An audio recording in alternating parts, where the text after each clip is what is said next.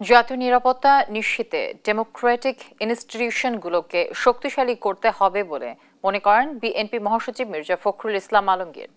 রোববার গুলশানে জাতীয় নিরাপত্তার স্বার্থে জাতীয় ঐক্য অপরিহার্য শীর্ষক সংলাপে এ কথা বলেন তিনি। আর দলটির স্থায়ী কমিটির সদস্য আমির খসরু মাহমুদ চৌধুরী বলেন, সব সমস্যার সমাধানের পর নির্বাচন হবে এটা ভুল ধারণা। দেশের নিরাপত্তা নিয়ে কথা বলবে জনগণের নির্বাচিত প্রতিনিধিরা এবং গণতন্ত্রই রাজনৈতিক দলগুলোর মধ্যে ঐক্যের একমাত্র পথ বলেও মন্তব্য করেন তিনি। আমরা গণতন্ত্রকে চর্চা করতে গিয়ে প্রতি পদে পদে বাধা পেয়েছি। সেই জায়গায় আজকে আমাদেরকে একমত হতে হবে। ডেমোক্রেটিক ইনস্টিটিউশন গুলোকে আমাকে শক্তিশালী করতে হবে এবং এটাকে শক্তিশালী করতে যদি পারি তাহলে আমি জাতীয় নিরাপত্তাকে আমি নিশ্চিত করতে পারবো এবং আমার অন্যান্য বিষয়গুলোকে আমি সামনের দিকে এগিয়ে নিয়ে যেতে পারবো। ঐক্যের একমাত্র পথ হচ্ছে গণতন্ত্র। নিরাপত্তার বিষয়টা সংসদে আলোচনা করতে পারবে।